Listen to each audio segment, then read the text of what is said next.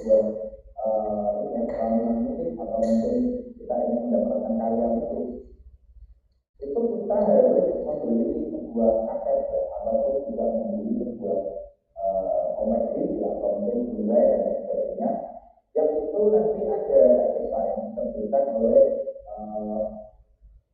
recordnya ya, atau misalnya dari tempat rekamannya, itu nanti ada cerita dan sebagainya. Sehingga kita harus beli perangkat lagi ya, misalkan laptop, misalkan radio ya, dan lain sebagainya. Sedangkan Spotify ini menawarkan supaya misalnya orang bisa menikmati musik ya, dengan berlangganan. Ya, jadi mereka yang perlu perangkat-perangkat yang membantu ya, salah satunya ya smartphone itu yang paling. Nah itu juga setelah mereka YouTube, dia bisa menawarkan kualitas film yang menjual film. Ya, kalau kita ingin untuk OTT, ya itu juga bisa secara layanan online. Kemudian juga internet ada juga streaming. Nah ini juga yang baru ya sekarang, karena tidak bisa prediksi bahwa orang ketika dia menggunakan layanan internet, dia tidak perlu dengan kartu, karena dia langsung menggunakan jaringan satelit. Ya, jadi dimanapun selama kita punya perangkat dan terhubung dengan satelit yang ada di luar angkasa, maka kita bisa melakukan internet. Jadi ini memantap sekali, jadi resikonya sangat besar sekali.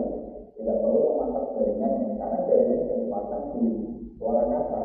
Jadi kita hanya memakai perangkat yang tinggal plug saja. Mungkin kendalanya seperti kuota dan sebagainya. Tapi ini sebuah terobosan dan inovasi dalam penciptaan buatan satu lagi. Jadi belum ada perusahaan yang mereka menjadi pionir di dalam penciptaan buatan satu.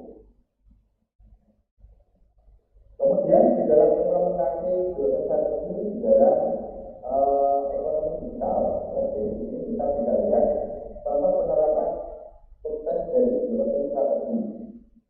Contohnya misalkan adalah perusahaan transportasi online Gojek dan Grab. Jadi kalau Gojek itu menciptakan new market ya, tadi yang belum orang itu tahunya kalau naik transportasi itu ya pakai taksi, ya kemudian pakai public access atau public transportation, misalkan seperti Transjakarta, ya Transjateng, ataupun juga Transjolo, Transmalang ya. Kemudian mereka menciptakan berbagai aplikasi, itu menjadi book atau penghubung, sehingga menghilangkan masalah pemesanan taksi secara konvensional yang lebih nyaman serta efisien bagi pelanggan. Kemudian kedua, pendekatan inovasi ini bisa mendominasi pasar transportasi online terutama di Asia Tenggara. Di sisi lain, contohnya adalah kosmetik wajah. Mereka fokusnya pada halal produk.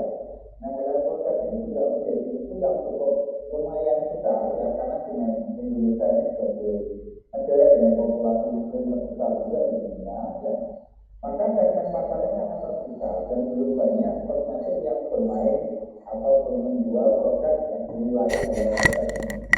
Sehingga mereka menawarkan produk dengan value dan juga kepercayaan konsumen, terutama konsumen muslim yang ada di Indonesia. Dengan seperti ini maka warga itu punya customer base, ya, jadi yang kuat, sehingga dia menjadi market leader di dalam industri kosmetik halal di Indonesia.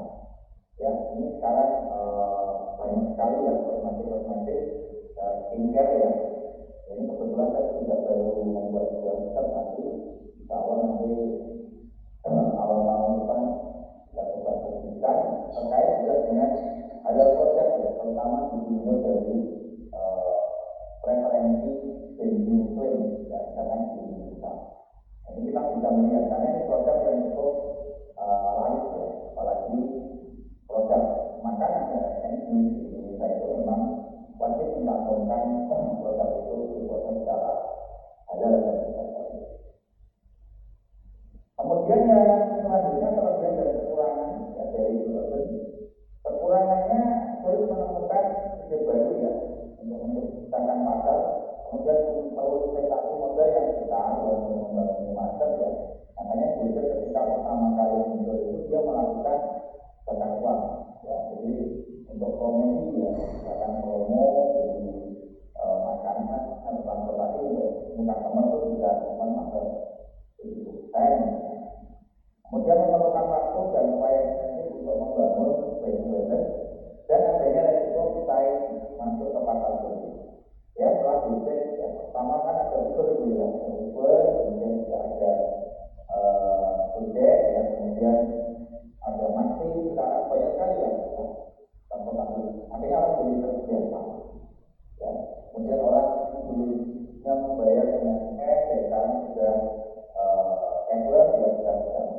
uang tunai, ya bahkan kita sudah sangat terbiasa membayar menggunakan dompet. Kemudian kalau dia itu strategi, dia bisa menciptakan market yang belum banyak kompetisinya, sehingga dan mendapat pemain.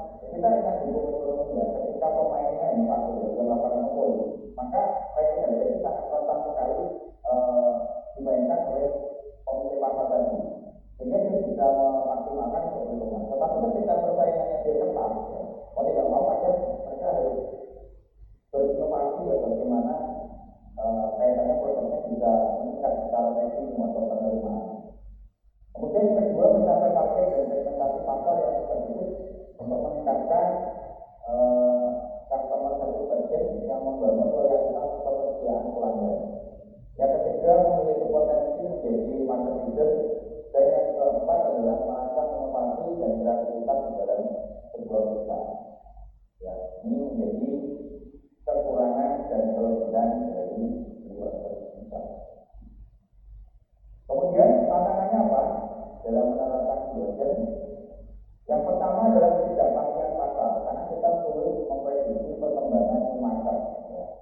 Contohnya kayak startup ya, ada yang sudah berhasil berubah sampai sekarang, ada juga yang sudah diwujudkan dan lain sebagainya.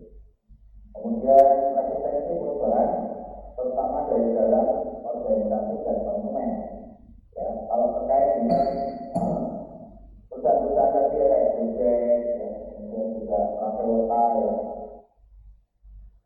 UI dalam aplikasi pun itu juga bisa menyebabkan resistensi. Kadang orang itu suka aplikasi atau layanan itu tidak hanya dari kecepatan layanan, tapi juga bisa dari tampilan-tampilan yang ada di dalam user interface aplikasi tersebut.